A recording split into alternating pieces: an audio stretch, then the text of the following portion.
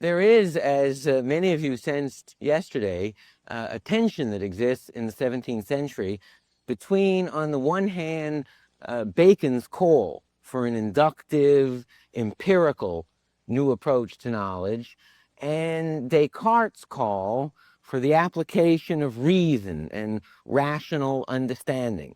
And when we turn now to John Locke's theory of knowledge, it's perhaps time to address that tension a bit more explicitly. The normal distinction that the textbooks make between the two major strains of anti-Aristotelian thought in the 17th century are between, on the one hand, rationalism, the belief that reason alone, unaided by the deceptive errant senses, can give us knowledge of truth about the world in which we find ourselves, rationalism, as it is termed, and empiricism, the belief that reason flies on its own to order, to imaginary spider webs, constructions of reality, and in Bacon's phrase, needs to be weighted down by the experience of the senses and proceed inductively from the things of nature themselves. When the textbooks address this, they usually oppose, on the one hand, René Descartes as the archetypical rationalist and John Locke as the archetypical empiricist.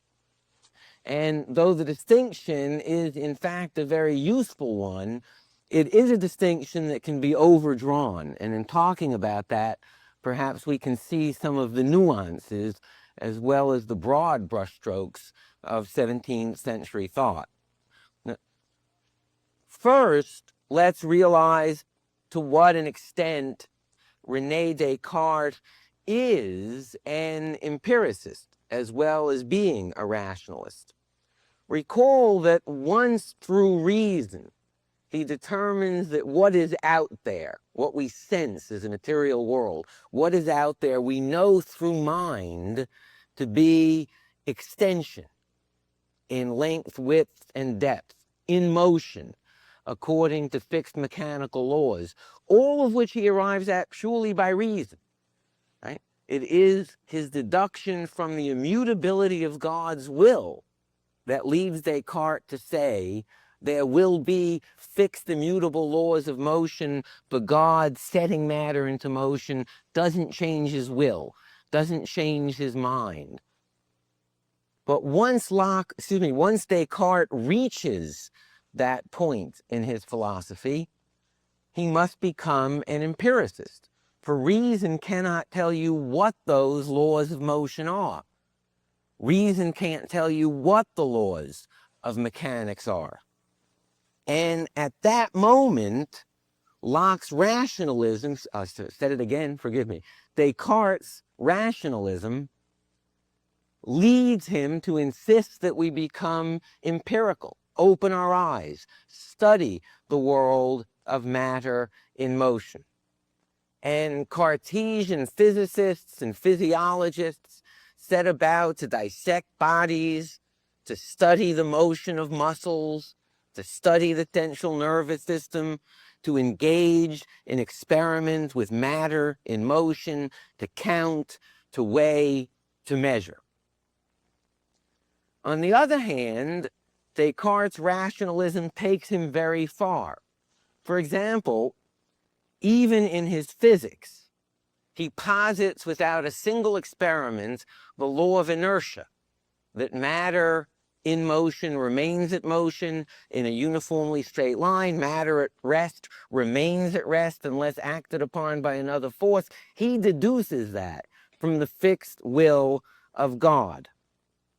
He also deduces as a precondition for all physics, and it's a dramatic claim of reason over empirical observation, that we know by reason that there can be no vacuum, that it is a self-contradiction to say that nothing occupies space.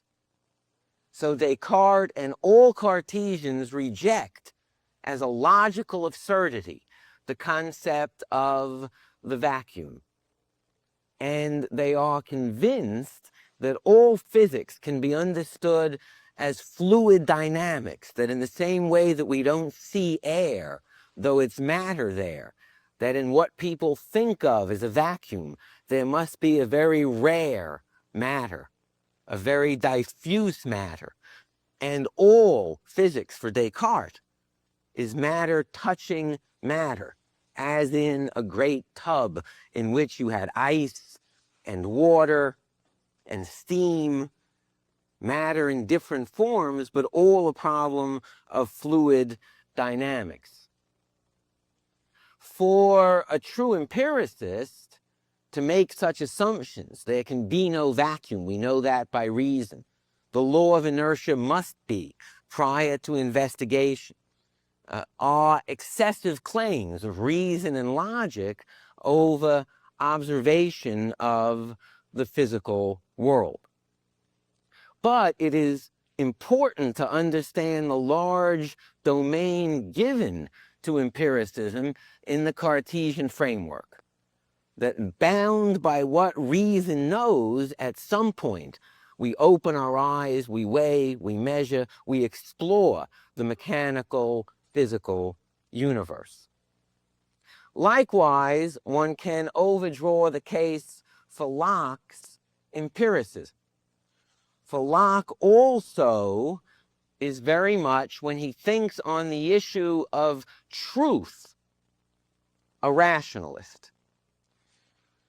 John Locke wants to distinguish categorically between two kinds of propositions the human mind can make about reality. One would be, there are 45 people in this room. That's an empirical proposition. The only way to confirm it or disconfirm it is to count, and there's always the chance you could be wrong. You could miscount, you could count someone twice, someone could be cleverly hiding, and you would miss the person. But Locke notes there's another kind of proposition we make, that 45 people in a room are more people than 40 people in a room. That an empty room and a room filled with people are not the same.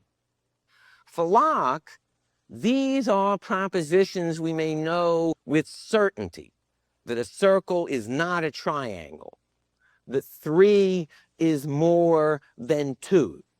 And he believes with Descartes that the mind knows the truth of those kinds of propositions, the relationship of ideas, how a triangle compares to a square at a level of logical analysis, how 3 is more than 2 at the level of logical analysis. Locke agrees with Descartes when he talks about certainty, about truth, that those kinds of propositions the mind is compelled to see as true as soon as it turns its gaze at such propositions.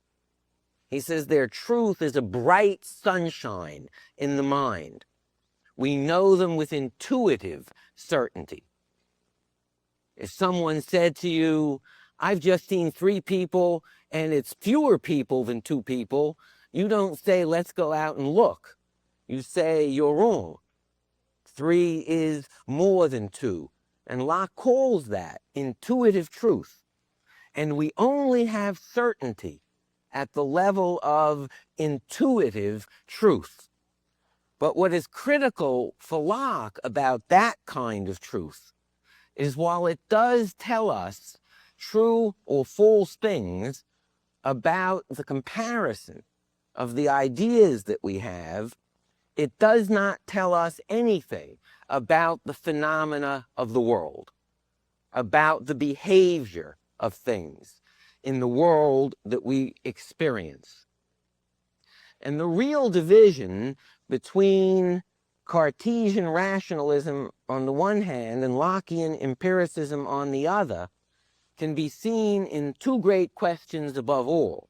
One, what is the goal of fundamental natural philosophy. For Descartes, as we've seen, that goal is that we should have true knowledge about the real qualities of the world, what things are in and of themselves.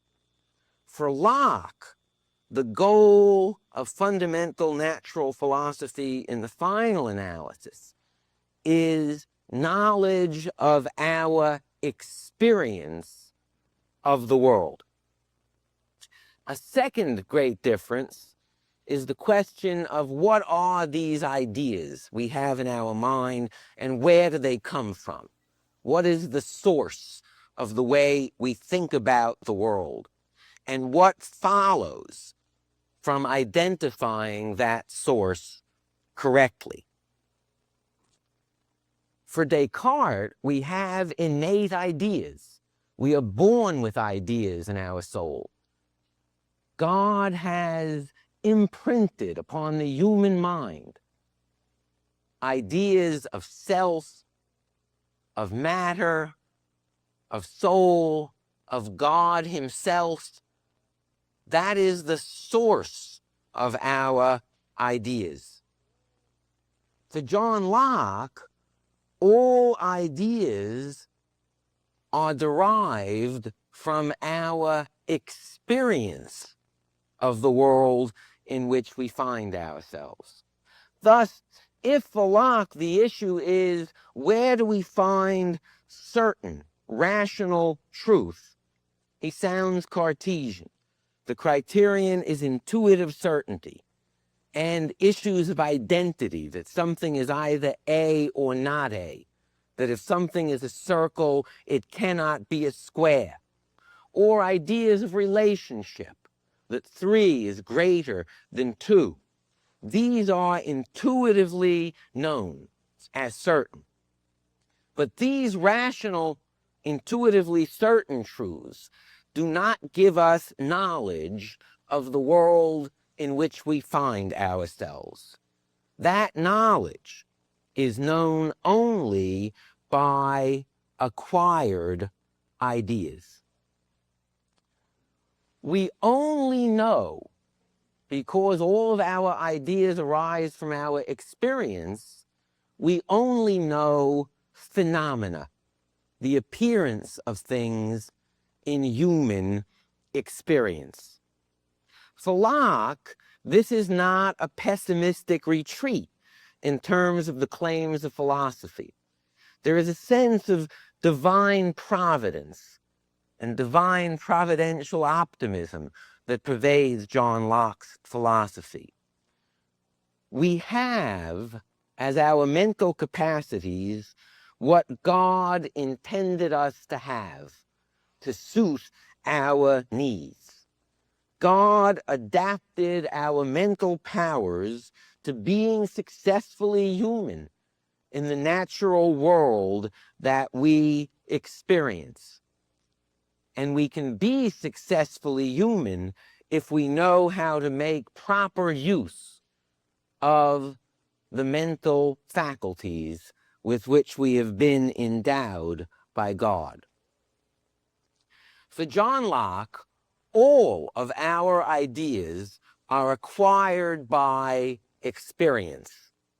Now, in the course of the 18th century, people increasingly will define experience and present themselves as Lockeans as solely the experience of the senses.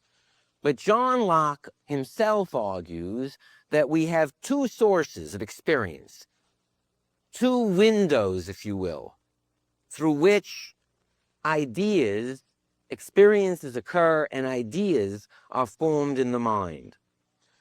First is the experiences of sensation, our sense experiences. The things of the world strike our 5 senses, and those sensations are received in the mind and transformed into ideas of the things experienced. But we have for Locke a second source of experience as well that Locke labels reflection. and that is the experience we have of our minds dealing with the ideas of sensation. Thus, without sensation, nothing would happen in the mind. But with sense impressions in the mind, we find ourselves having mental experiences, thinking, comparing, judging. We are aware of the behavior of our minds doing those things. And by reflection upon the operation of our minds, we have another source of ideas of experience, ideas of reflection, our ideas of what it is that our mind does. All human thought, all ideas, all knowledge, for John Locke, can be traced only to these two sources: sensations and reflections. For Locke, in the manner of atoms forming into molecules, simple sensations or reflections combine in the mind to form complex ideas. For example, having the idea of this street and that street, these buildings and those buildings, I can form the idea by combining them of the city or of Washington, D.C. It's not that I have a direct perception of the city or of a particular city, but that the mind is capable of combining the units of its experience and giving a name to the larger entity thus formed, in this case, the city. What this means, in direct contrast to Descartes, is that there are no innate ideas. All ideas are acquired by experience, from which follows one of the most dramatic possible claims in the history of theories of knowledge, that our knowledge is absolutely limited to our experience of the world. Where there is not experience, there is not knowledge. All human knowledge is acquired, is learned, and is ultimately dependent upon human experience. Now, if one thinks of the sorts of issues that so obsessed the Aristotelian scholastics, and Descartes when he thought about the essence of matter and soul, and Galileo when he tried to distinguish between primary qualities, what is really out there, and secondary qualities, what do we experience of what is out there. If we think of those obsessive concerns of Western philosophy, what is substance? What's real out there? What is it out there that causes human experience, or that exists apart from human experience? John Locke makes a dramatic answer, and to the extent that it is accepted, the whole enterprise of Western philosophy is altered. Locke's answer is that if knowledge is bounded by experience, we have no knowledge of what underlies experience. We cannot know what is real in a sense of prior to or underlying the phenomena of human experience. We have no non-experiential rational source of knowledge of mind and matter. Where Descartes, Galileo, the scholastics would say mind really is, or matter really is, this, its substantial form in scholasticism, the clear and distinct idea we have of it in Descartes, primary qualities in Galileo.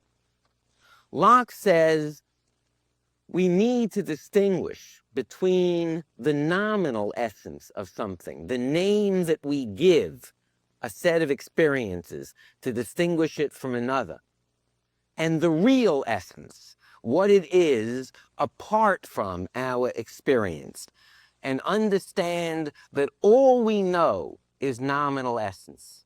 We cannot know the real essence of something. So we look at the material world and we say, what I mean by a body, a material body, is something extended in lengths, widths, and depths. We don't know if that's what's real. We don't know if there were minds other than human minds, experiences other than human experiences.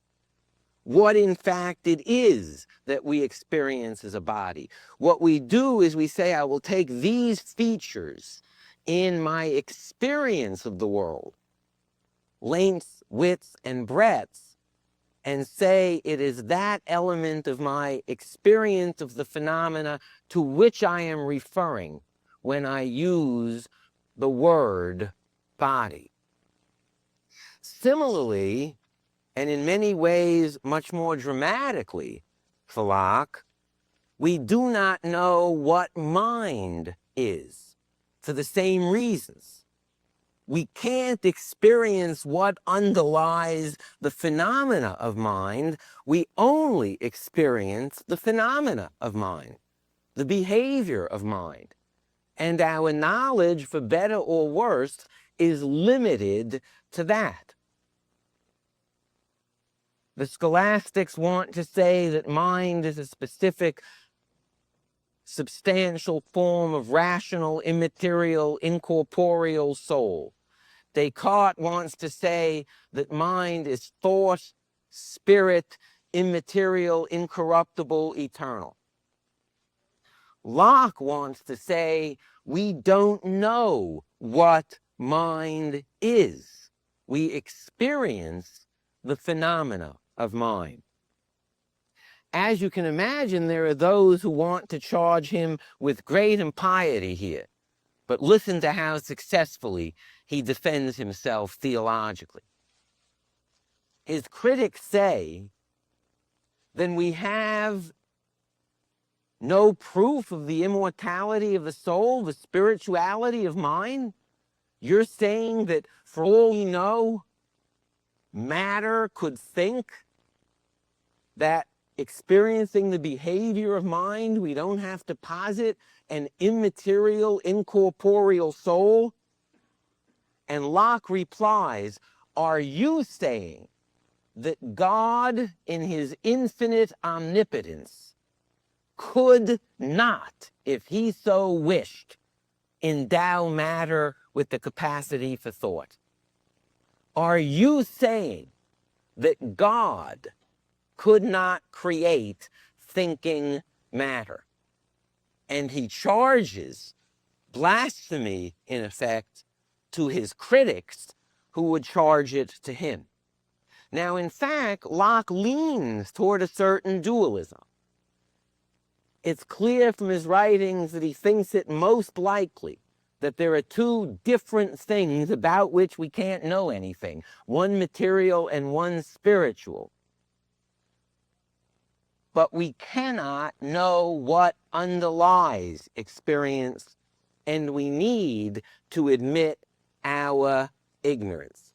In the 1730s, popularizing Locke for a French audience in his philosophical letters from England, Voltaire, who will be the most influential author of the 18th century in Europe, writes that until Locke, all philosophers had created novels, romances, fantasies about the soul, that there were 100 theories of what the soul was, and that Locke has been the first to say, we don't know, we can't know, but we can study how mind proceeds.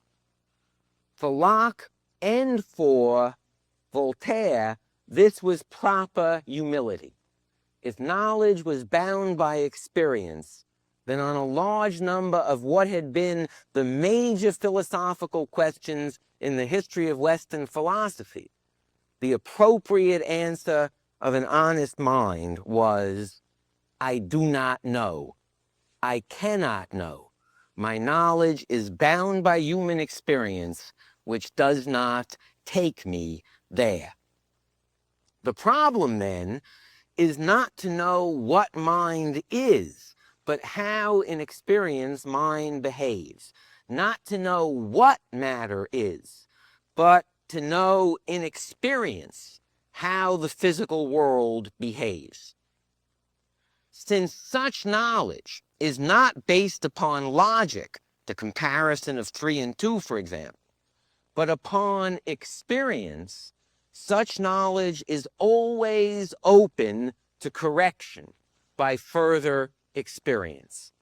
We may not, given the limitations of human knowledge, arrive at certainty, because we never know what the next set of experiences will be. The first 1,000 people you meet on an island might have red hair. If you're a betting person, bet that the 1,001st will have red hair. It is highly probable, but there is no logical necessity. And indeed, if someone with brown hair comes along, you'll change your proposition. Most people on this island have red hair. Someone raised in the tropics, hearing that someone had walked across a lake, would find that absolutely inconceivable, impossible. But look how the person can't know that with certainty. The first time brought out of a tropical clime and seeing ice, a frozen lake, the person from the tropics must add new experience to his knowledge of the world and change an understanding of the nature of the world in which we find ourselves. The mind, for Locke, is what he terms a tabula rasa, a blank slate, on which nature imprints ideas via sensations, and in which the mind becomes aware of its own operations on sensations via reflection. Some ideas, as if almost by gravity, attract each other. They associate. But the mind, above all, is active, and by abstraction, looking for common denominators in ideas from experience, and by combination, it forms complex ideas. Examining individual human beings, I abstract what they have in common and derive my notion of humanity or human nature. Examining my experience of visual perception, I abstract the idea of color. Traveling, reading, and amassing my experience of the different peoples on a continent, I combine notions and frame my idea of Europeans. And the propositions that I make about those ideas, those experiences, to the extent that they are not purely logical comparisons, that they purport to describe how the world behaves, can only be probable, never certain, and depend for their degree of probability upon their relationship to experience.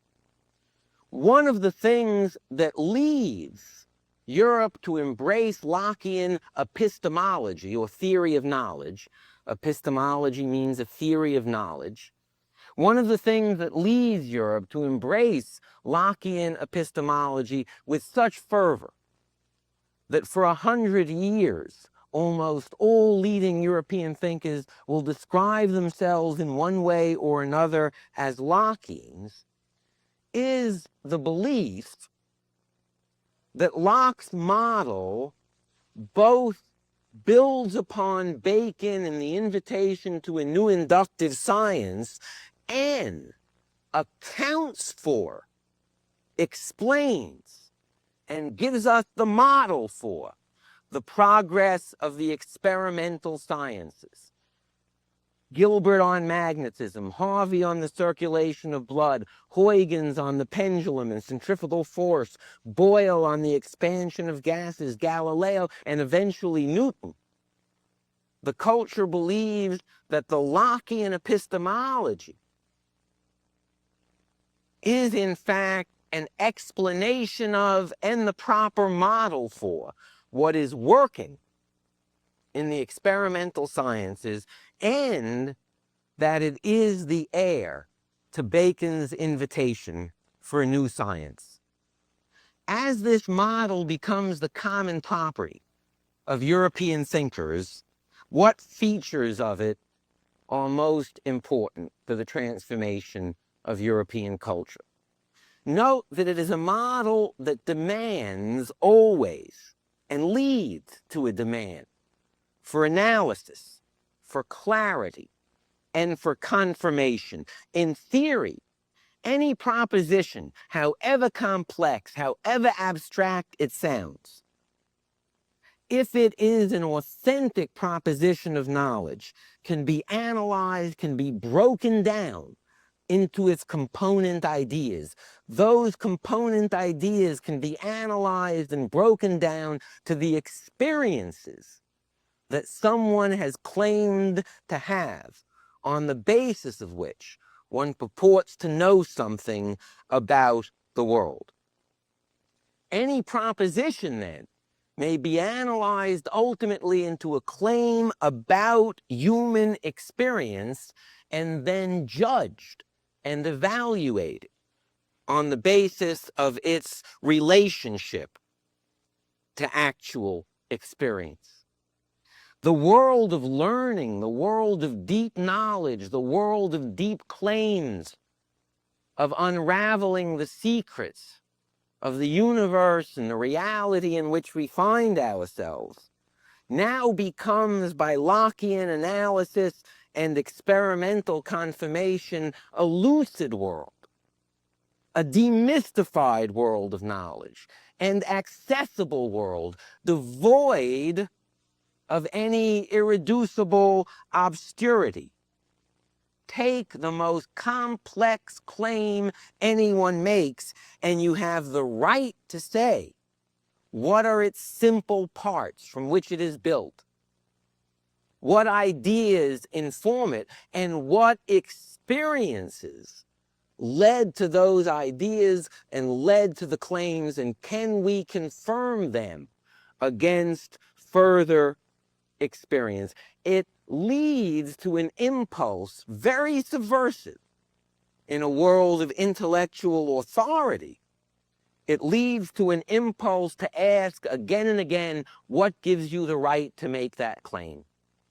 What is the source of your alleged knowledge? How do you know that?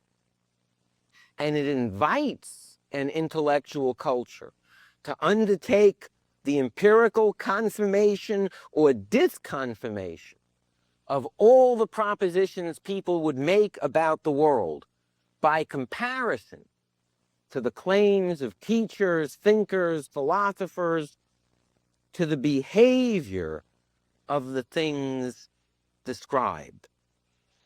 This becomes, in many ways, the mission of the 18th century, to analyze all prior claims of knowledge, and above all, to do so on the basis of open, communicable human experience. For Locke, and it is a side of his work that he sees as very providential and reinforcing of the awe we ought to have at the universe God has given us, but for others it seems profoundly subversive in its implications. For Locke, we also learn our ethical ideas by experience also.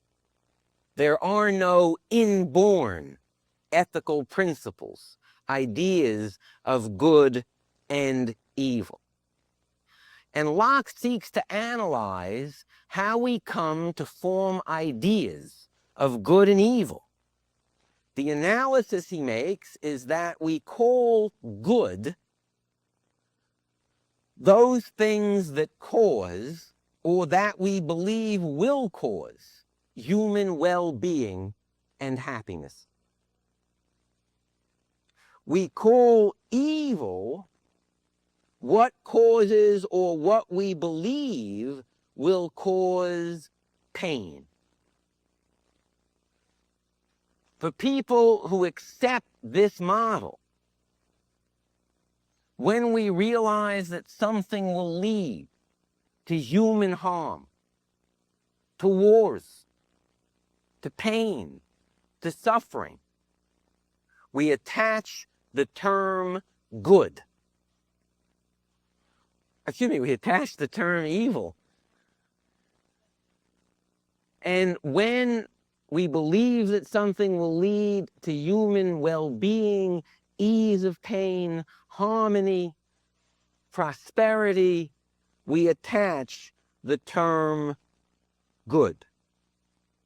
For Locke, what makes this model justifiable in a theological sense is his belief that God has so arranged the world that those things that are the real objective sources of human well-being are those things which God himself has willed as the good.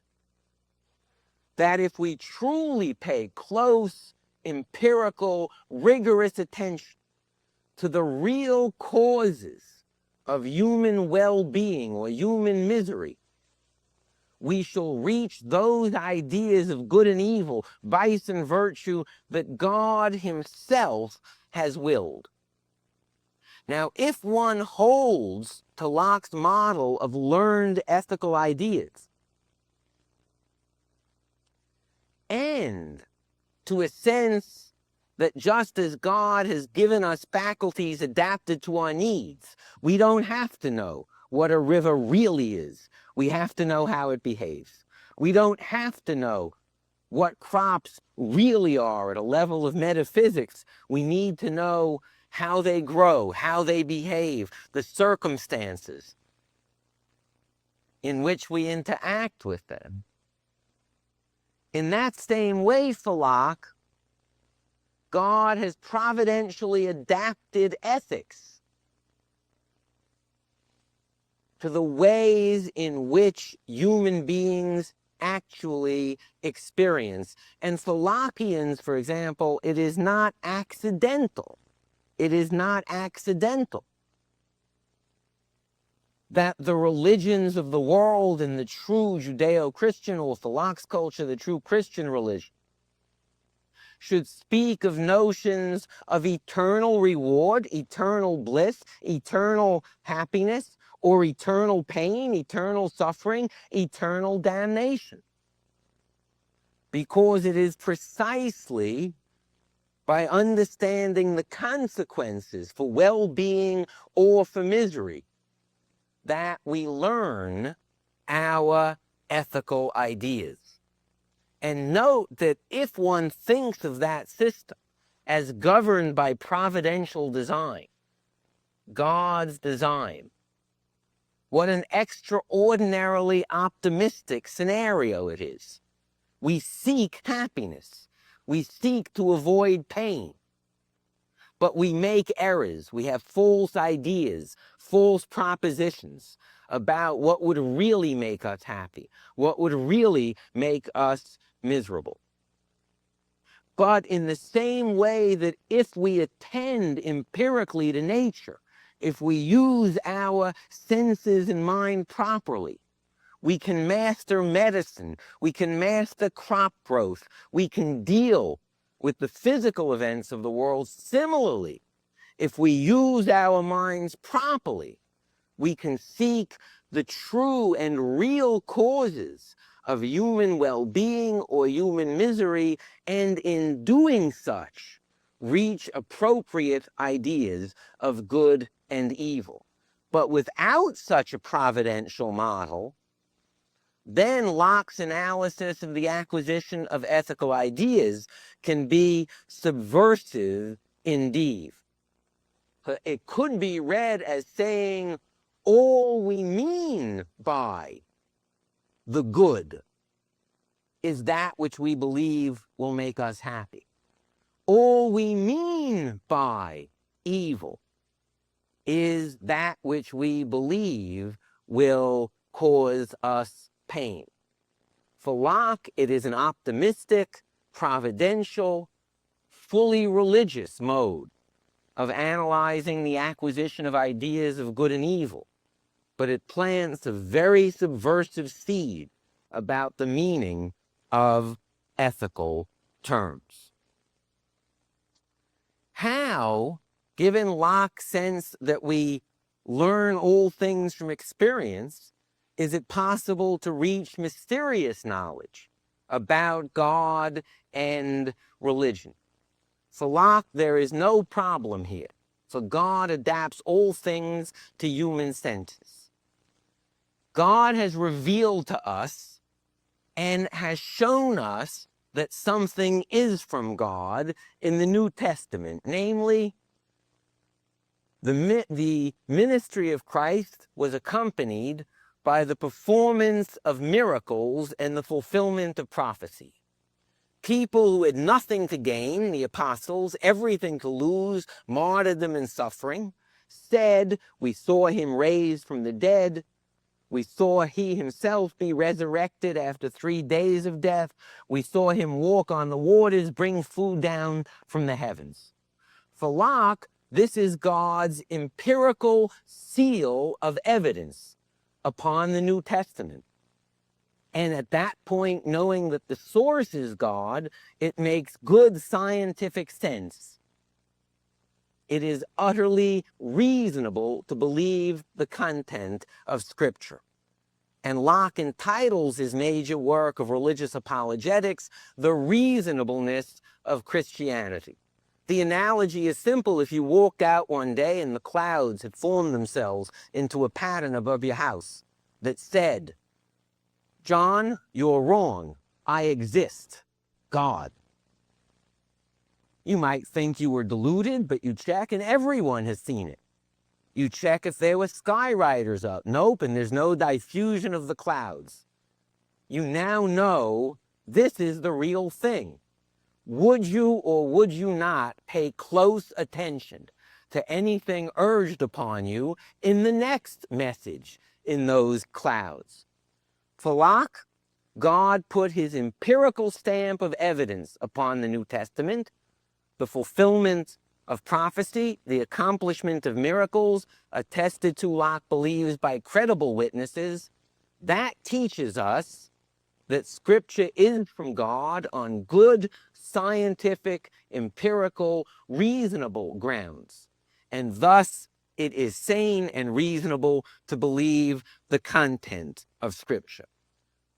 For many, Locke had made the world of knowledge, the world of philosophy, the world of science, the world of religion, clearer than they had ever been.